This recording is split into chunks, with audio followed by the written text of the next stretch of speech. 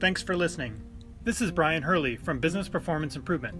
The podcast Lean Six Sigma Bursts are short lessons, comments, Q&A, and insights. If you have a question, send your question through the Anchor app, and we might feature you on a future episode. Or contact me at biz-pi.com. Over the last couple weeks, I've been putting together a couple lean event planning sessions, and it reminded me of a compiled list of Kaizen event ground rules. And so I wanted to post that article, so you'll see a link in the notes where you can download that and you can use these ground rules at your next event. So I thought I'd just walk through and read through the rules that I came up with based on a couple different versions of rules that I've seen. So hope you enjoy.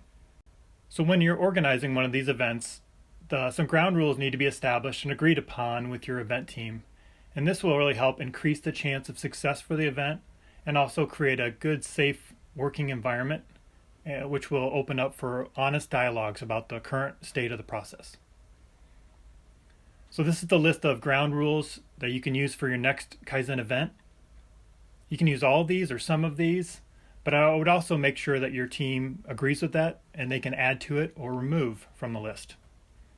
First one, be on time. That's going to set a tone on the very first day that will follow through with every break and following day sessions. So I think that's really important. Next is no cell phone interruptions or distractions.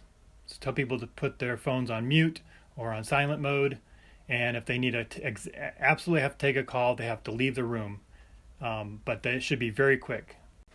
Everyone participates and no position or rank.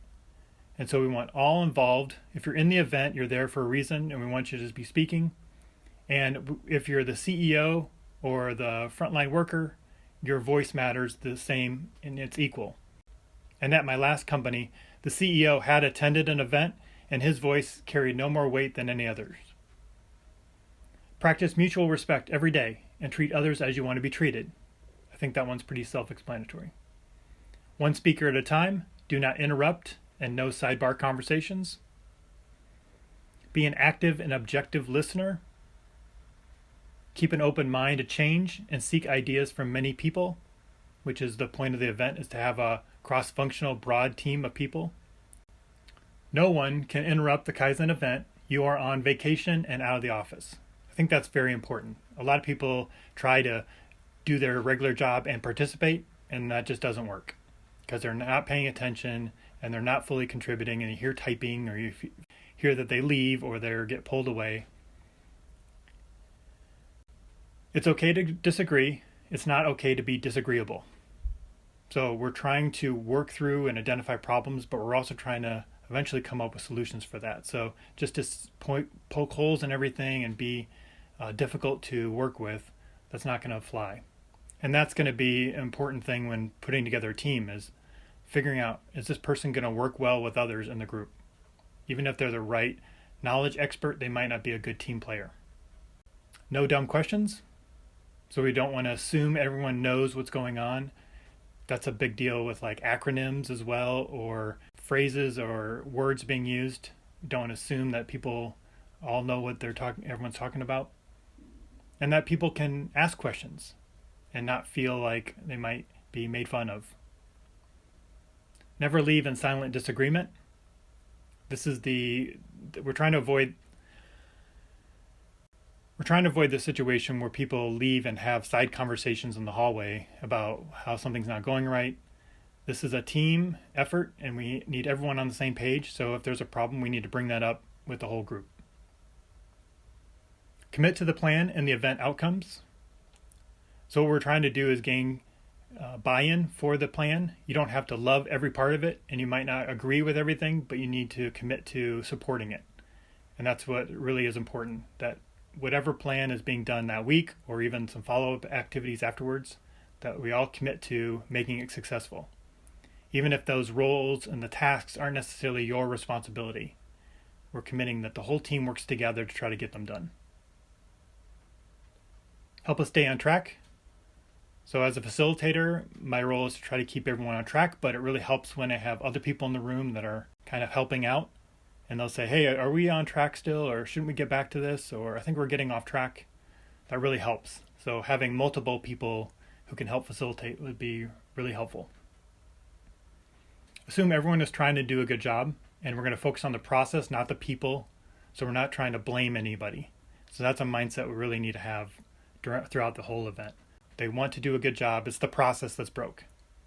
And then that will really help us stay focused on real solutions and get away from talking about the motivation of people or they're not trying hard, because that's oftentimes not really what's happening. Ask why at least 5 times and seek the root cause. So we just want to make sure we're going really deep into the problems and not at the surface level. It kind of ties back to the last statement around focusing on the process. Maintain a positive attitude, and let's think of how we can do it instead of why it can't be done or why we can't do it.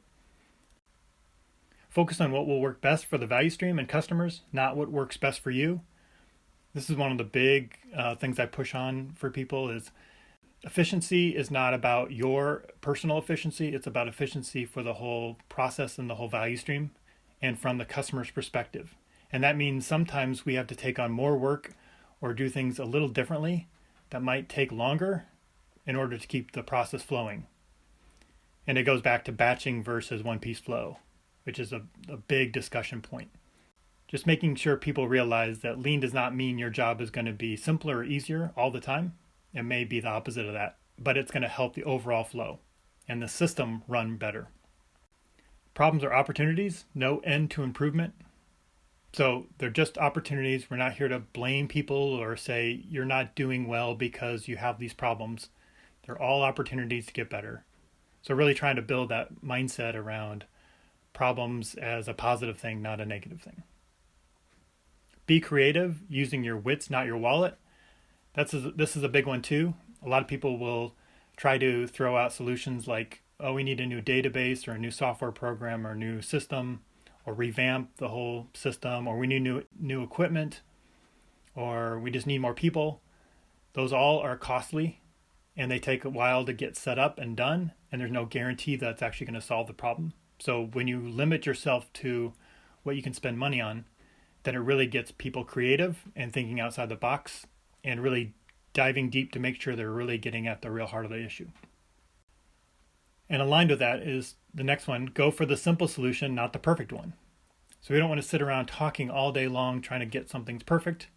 Let's go try something and see if it works. And if it gets us halfway there, that's better than us spending all day long trying to get a perfect answer. Go to the Gemba and observe the work.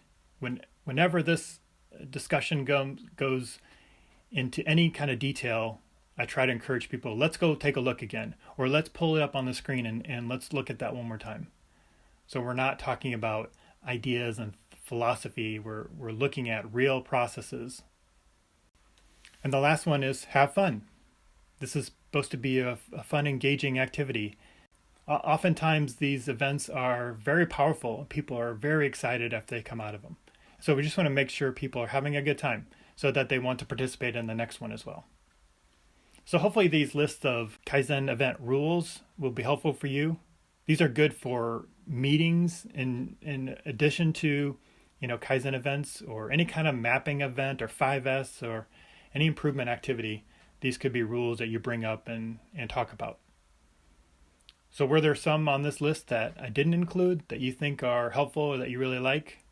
Let me know. You can send a response through Anchor, or you can email me through the website. Lean6sigmadefinition.com has a list of glossary items about popular process improvement terms, along with the history of Lean and Six Sigma methods, and key influencers like Dr. Edward Stemming, Henry Ford, Taiichi Ono, Shigeo Shingo, and many more.